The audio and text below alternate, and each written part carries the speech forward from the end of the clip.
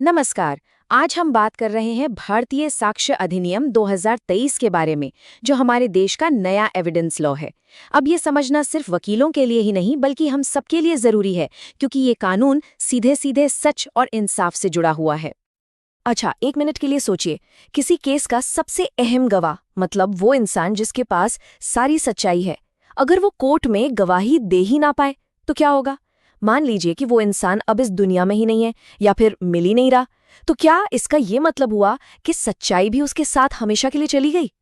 इन्हीं मुश्किल और बड़े सवालों का जवाब देता है भारतीय साक्ष्य अधिनियम का सेक्शन 26। ये सेक्शन एक तरह से उन लोगों को आवाज देता है जो अब खुद बोल नहीं सकते, और ये पक्का करता है कि न्याय अधूरा न रह जाए। तो आखिर ये सेक्शन 26 काम कैसे करता है?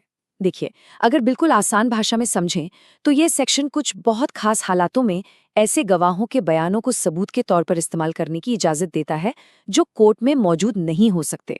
हम कह सकते हैं कि ये एक तरह से कटघरे के पार से आया हुआ सबूत है। तो ये अनुपलब्ध गवाह या अनअवेलेबल विटनेस होता कौन है? कानून इसके बारे में बिल्कुल साफ है। इसमें 4 तरह के लोग आते हैं। पहला, वो व्यक्ति जिसकी मौत हो चुकी है। दूसरा, वो इंसान जिसे ढूंढा ही नहीं जा सकता। तीसरा, वो जो किसी भी वजह से, शायद बीमारी या किसी और कारण से, गवाही देने की हालत में नहीं है। और चौथा, वो इंसान जिसे कोर्ट में लाने में इतना ज्यादा पैसा या वक्त लगेगा कि वो सही नहीं होगा। लेकिन यहाँ एक बड़ा सवाल उठता है, क्या ऐसे किसी भी गवाह की हर बात मान ली जाएगी? नहीं, ऐसा बिल्कुल नहीं है। कानून कहता है कि सिर्फ कुछ खास सिचुएशंस में ही उनके बयान को एक मजबूत सबूत माना जा सकता है। चलिए अब उन 3 सबसे जरूरी सिचुएशंस को देखते हैं।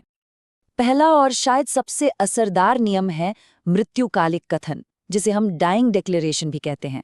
ये वो बयान होता है जो कोई इंसान अपनी मौत की वजह के बारे में मरने से ठीक पहले देता है। कानून के पीछे ये मान्यता है कि जब कोई इंसान मौत के बिल्कुल करीब होता है तो वो झूठ नहीं बोलता, उसकी कही बात में एक सच्चाई होती है। दूसरा नियम है कारोबार के सामान्य अनुक्रम में दिया गया बयान। अब ये क्या है? सोचिए, कोई दुकानदार अपनी बही खाते में रोज हिसाब लिखता है, या कोई डॉक्टर अपनी डायरी में मरीज के बारे में नोट्स बनाता है। इन बयानों पर भरोसा इसलिए किया जाता है क्योंकि ये किसी केस के लिए नहीं बल्कि रोजमर्रा के काम के हिस्से के तौर पर बिना किसी भेदभाव के लिखे गए थे। तीसरा नियम साइकोलॉजी पर आधारित है, हित के विरुद्ध कथन। मतलब कोई ऐसा बयान जिससे बोलने वाले का ही नुकसान हो रहा हो, चाहे वो पैसों का हो या कानूनी। अब देखिए, कोई भी इंसान ऐसी बात क्यों मानेगा जिससे उसका खुद का नुकसान हो? जाहिर है वो तभी मानेगा जब वो बात 100% सच हो। वैसे ये 3 तो सबसे अहम नियम हैं, लेकिन सेक्शन 26 का दायरा और भी बड़ा है। इसमें और भी खास हालात शामिल हैं, जैसे कि किसी परिवार के रिश्तों के बारे में कोई पुरानी जानकारी या समाज में चले आ रहे रीति रिवाजों के बारे में कोई बयान। ये दिखाता है कि कानून की नज़र में सच्चाई का हर भरोसेमंद सोर्स कीमती है। चलिए अब इन सब नियमों को एक छोटी सी कहानी से समझते हैं।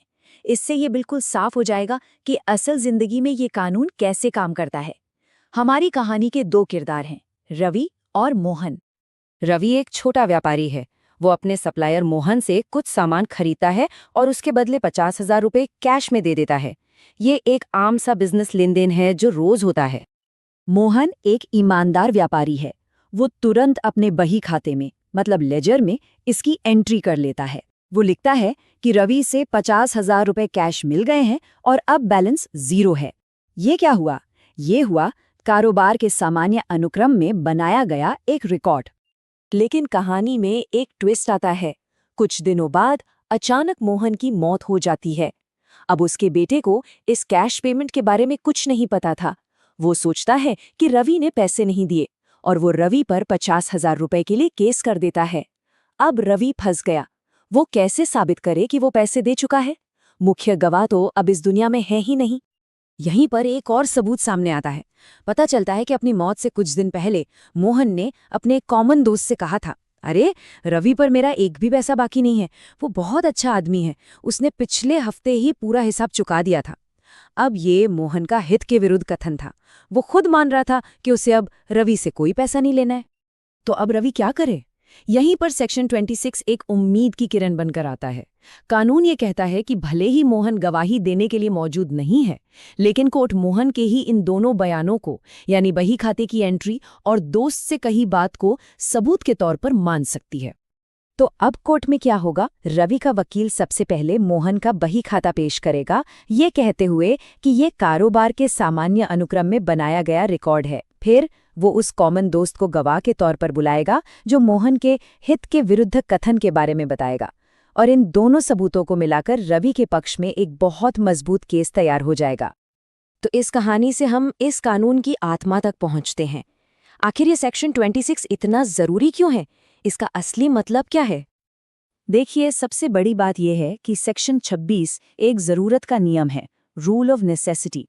ये इस बात को पक्का करता है कि सच सिर्फ इसलिए न दब जाए क्योंकि एक गवाह दुनिया से चला गया है।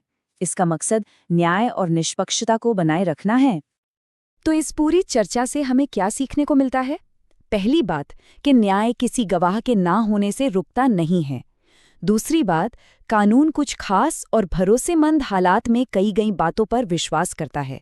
वो मरते हुए इंसान की सच्चाई, रोजमर्रा के काम की ईमानदारी और अपने ही खिलाफ बोलने की हिम्मत को बहुत अहमियत देता है। और आखिर में ये सब करके कानून हर पार्टी के लिए इंसाफ सुनिश्चित करता है। और ये हमें एक बहुत गहरे सवाल पर लाकर छोड़ता है कि कोई भी समाज उन लोगों को आवाज देकर इंसाफ कैसे पक्का करता है जो अब खुद अपने लिए नहीं बोल सकते।